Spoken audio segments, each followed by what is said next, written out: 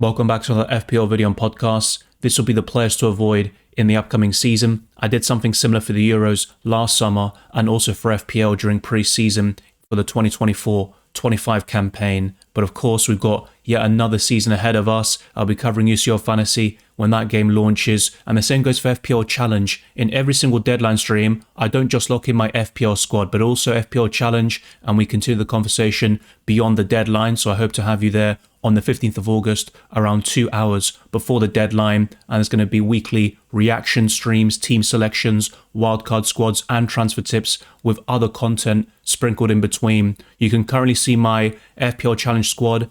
And this week, or for Gameweek 1, it will be instant impact. So any new signings will score double the number of points. I've got Perry between the sticks for Leeds United facing Everton at home, 8 Nuri as my only defender, and then 2 midfielders comprising of Wirtz and Kudus with Joao Pedro and Victor Gyökeres up front. You can't pick more than one player from the same club this week, and it does change depending on the game week and obviously the challenge, and sometimes it'll be 5 aside. In this case, of course, I've got 5 outfield players and a goalkeeper, and sometimes you can build a full starting 11, but it will be covered in every single deadline, so be sure to tune in to those streams. Like this video, subscribe to my channel, and also the notification bell so you're always up to date with my content, whether it's for FPL or UCL Fantasy, and keep your eyes peeled for the Gameweek 1 deadline stream on the 15th of August, around 2 hours before the deadline, and there's plenty of content to look forward to before we get to that stage. But without further ado, let's jump straight into it.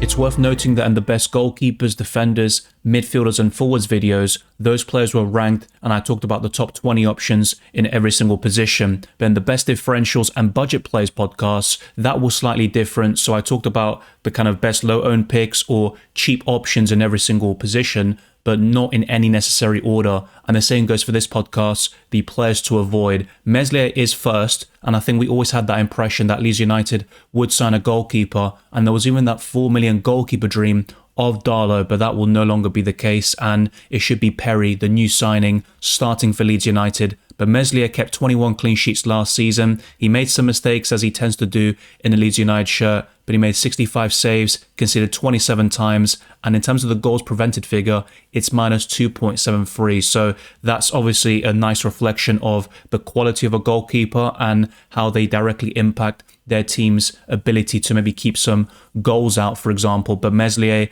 isn't the greatest in this metric, and if you check out my best goalkeepers video and also best budget players, you will see some great options with really healthy figures between 7 and 9, and it's a positive number. In this case of Meslier, he is not keeping or preventing as many goals as he should be doing, and sometimes he makes some huge mistakes which can cost Leeds United some crucial points. Hence the signing of Perry from Lyon, that is going to be really important for Leeds United. So Meslier is an avoid. The same goes for Bayindir, who could still start in Gameweek 1 against Arsenal, but Onana is expected to return just before the end of pre-season. So I think Bayindir is probably worth avoiding, and the price tag is quite steep at 5 million anyway. The ownership is also low at 0.5%. He only kept 1 clean sheet last season in the Premier League, but he had some heroics in the FA Cup against Arsenal, for example, in the penalty shootout. He also saved Odegaard's penalty in normal time. He made 8 saves in this division with only 4 starts and 8 FPL points, so definitely nothing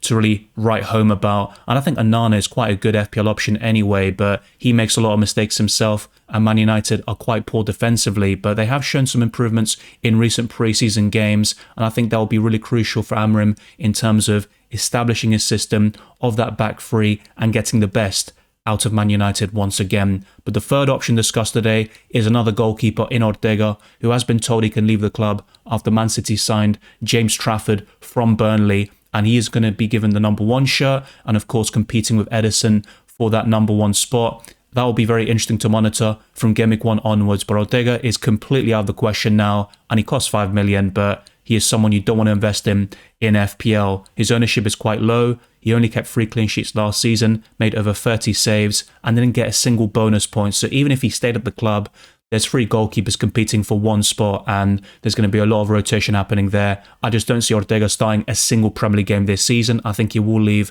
before the end of the summer transfer window, so I think it's worth completely avoiding him at all costs. Now, Luca Dean still has some merit FPL-wise. He can get a few assists, the odd goal here and there, and bonus points, and 15 big chance created is incredible for a left back. But I think there'll be rotation between him and Maatsen, and he's not someone I'd really be bullish on. He cost 4.5 million, which is a good price tag for him, and he has his moments, whether it was for Everton or Aston Villa, where he was a decent FPL option, but he can also be a troll and very unreliable. He can be benched when you least expect him to, get a red card or score an own goal, so he is a bit of a fantasy troll by legend, but I just wouldn't go for him. I think Konsa is the way you want to invest in Aston Villa defensively. At the exact same price tag, he will start virtually every single game for the Villains, whether he plays in central defence or on the right-hand side. I think Maatsen could get more Premier League starts than Luka Dean this season. Next up is Abani, and if he were to stay at Bournemouth, which is extremely unlikely now,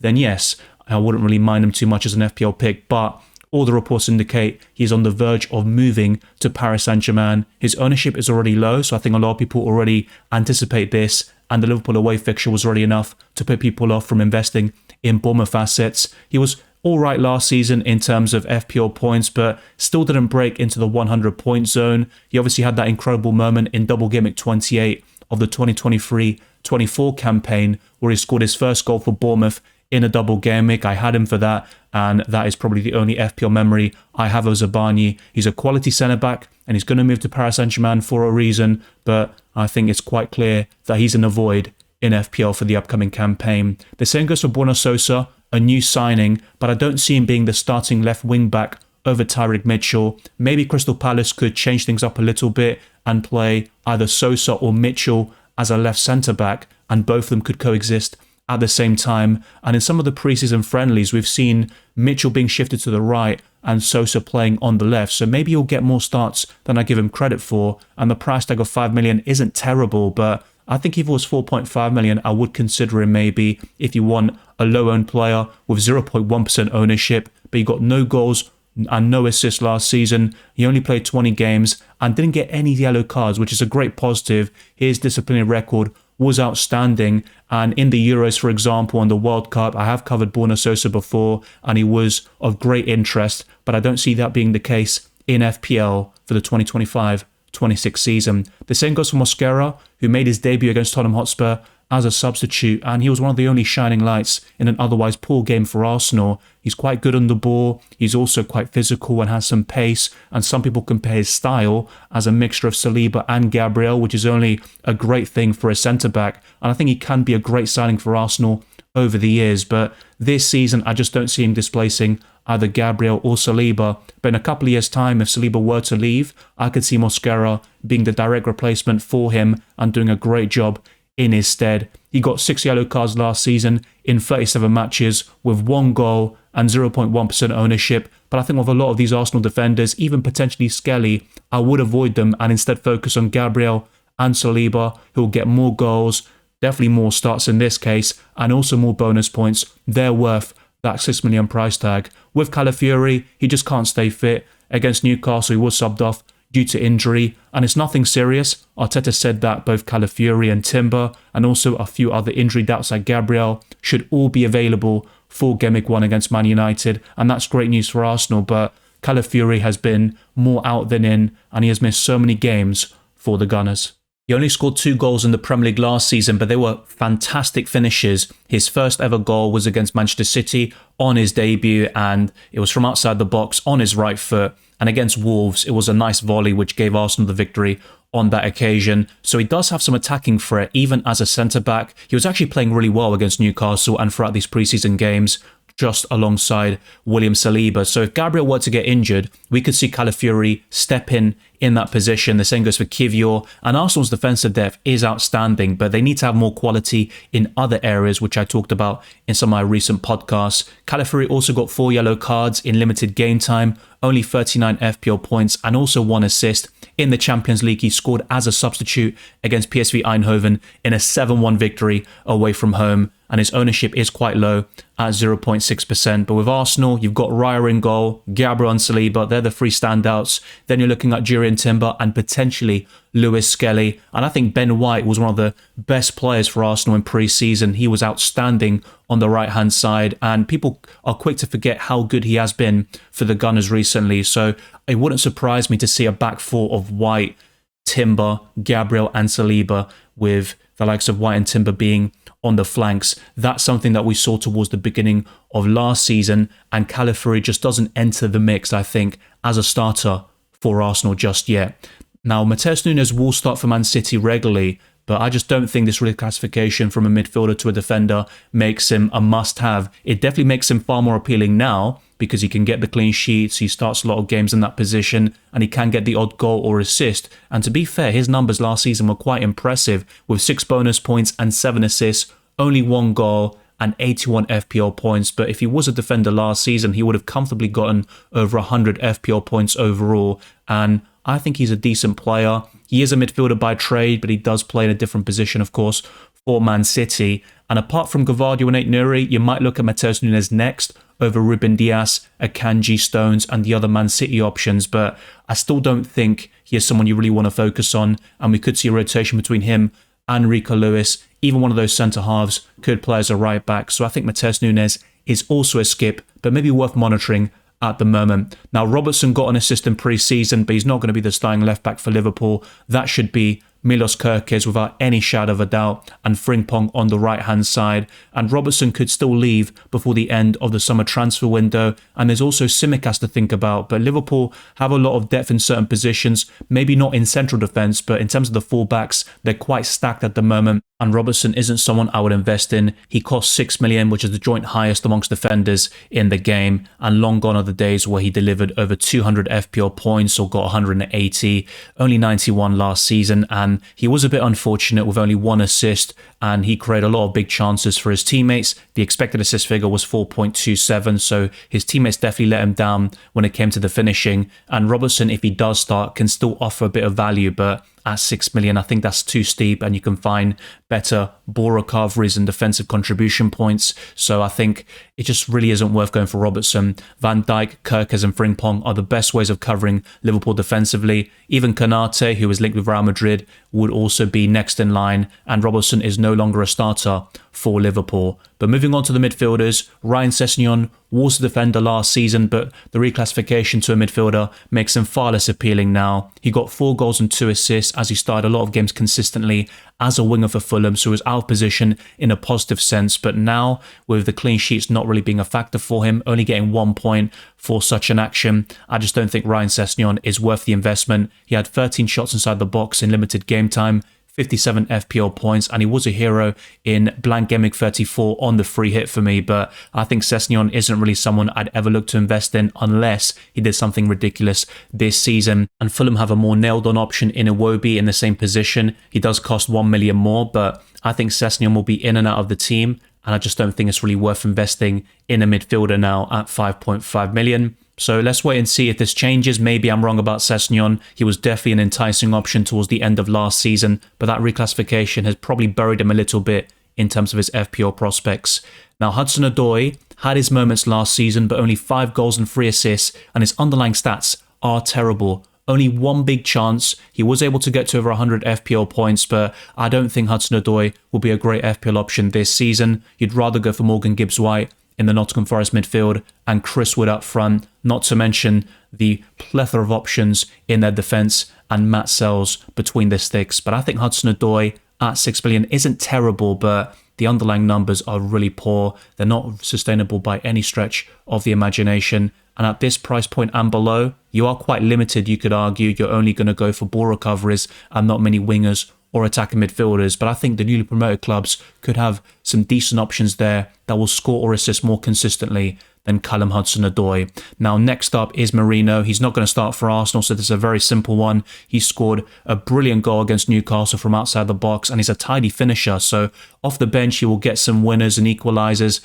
and be really crucial to Arsenal, and he might even start the odd game in the midfield. But I think he looks far better as a striker, so Arsenal might be stacked now in the forward line. And yes, that is sarcasm still. They definitely need more investment in the left winger position and another attacking midfielder or box-to-box. Just more creativity is needed, I think, to fully unlock the likes of Victor Gyökeres and the other Arsenal attackers. But Merino has been a bit of a mixed bag in terms of his Arsenal career so far, but I think his best football has come up front, and we could see him play there once again, especially if injuries happen. So if that happens, Merino will definitely be a more enticing option, but right now I just can't bring myself to recommend him. He had 13 big chances in the Premier League last season, 7 goals, 2 assists, some decent returns in UCL Fantasy 2, scoring against Real Madrid and getting a few assists in the return leg as well. 92 FPL points and a 6 million price tag. So if he was the starter for Arsenal at some stage up front, then that would be ridiculous value, of course, but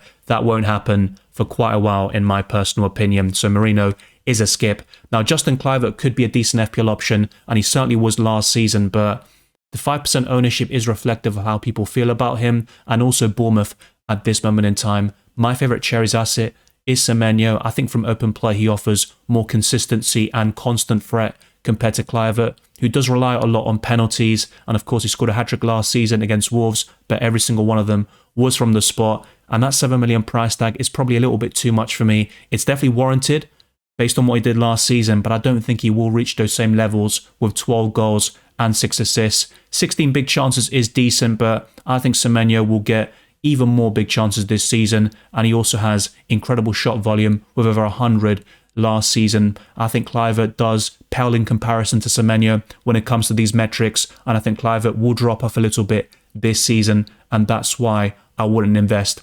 Heung-min Son, of course, is still quite expensive at 8.5 million. He might leave Tottenham Hotspur before the end of the summer transfer window, but even if he stays, he can play up front and also on the left. I just don't think he is anywhere near his best level anymore. With 7 goals and 10 assists, those are decent numbers, but I just don't think he offers the same value as Mbeumo, Cunha, Florian Wirtz and other options at a similar price tag. He did create 16 big chances though, and his creativity is also very impressive. And I think in terms of the dribbles, he just can't really get past his man anymore, only in Europa League games, for example. And I just don't see him doing that in the Champions League this time round if he were to stay at Tottenham Hotspur. He got 129 FPL points, and he is still capable of some massive returns. In Gameweek 2 last season against Everton, he scored a brace in a 4-0 win for Tottenham Hotspur, but they were terrible in the Premier League last season. They will improve this time round, and they've shown some promising signs on the Thomas Frank. They are currently unbeaten in pre-season, but it's all about that UEFA Super Cup final against Paris Saint-Germain, and I think that will tell a lot about how Frank views his players at the moment and what we could see moving forwards in fixtures like Man City away in Gameweek 2. There might be a rotation against Burnley in Gameweek 1, and will Heung-min Son stay at the club? That remains to be seen, but even if he does, he might offer some big returns every now and then, but I don't think he's worth 8.5 million. Moving on to the forwards, Patrick Bamford only cost 5 million in this game and his ownership is 3.2%, but he didn't start a single game last season and got no goals and no assists. He was absolutely terrible, and a few years ago in FPL, he was actually quite decent, getting some really good numbers in FPL, but that won't be the case this time round unless he dramatically changes everything, and I just don't see that happening. The main striker for Leeds United is Pirlo, and he's going to get plenty of goals and assists, I think, for Leeds United, probably the most of any of their players. And Bamford only played 239 minutes, to be fair, but he basically gets a few minutes at the end of every single game, nowhere near long enough to make an impact. And Patrick Bamford is not someone you want to invest in for FPL. Even Nonto, Daniel James and Harrison would be far above Bamford in the pecking order, and they might be decent in the midfield as your 5th option in that position, but I just don't see a world where Bamford will offer value. I know people are looking for these really cheap enablers in the forward line, and Bamford could be one of them. But with the signing of Mark Guiu to Sunderland on loan, I think that just pretty much drops Bamford out of the water. You don't need to go for him at all. I know in some drafts I discussed Barnes, who is a bit similar to Bamford in terms of not really making any impact for Burnley last season and not starting any games, but I think Barnes is still capable of coming off the bench and scoring. With Bamford, I don't get that impression at this moment in time. Next up is Rodrigo Muniz, who can certainly get some goals off the bench and even as a starter. He got 8 goals in the last Premier League season, 1 assist and 37 shots inside the box, but all the numbers are down from the previous campaign where he also won the Premier League Player of the Match, I think in March of that particular season. But 86 FPL points, 2.6% ownership and a 5.5 million price tag. Raul Jimenez is now the clear starter, and whilst his minutes aren't anywhere near secure, and he'll probably play 60-70 minutes, Muniz comes on for the final part of the game, and if needed, they might even play together at times. I just don't think Manice is really worth that investment. At 5.5 million and below, you might argue he's the best player, but I think Pirou would be even better from Leeds United. And you've also got Mayenda, you've got Mark Guiu at 4.5 million. So I'm not entirely sure about that. Even Fleming could be more prolific than Manice and certainly offer more minutes and starts in the process. But Beto has really high ownership at 14.4%. He costs 5.5 million, but I think Tierno Barry will be the main striker for Everton, their new signing from Villarreal. So I think Beto is someone you would want to avoid, actually. He scored 8 times last season, had a decent spell when David Moyes first came in, but he's quite wasteful in front of goal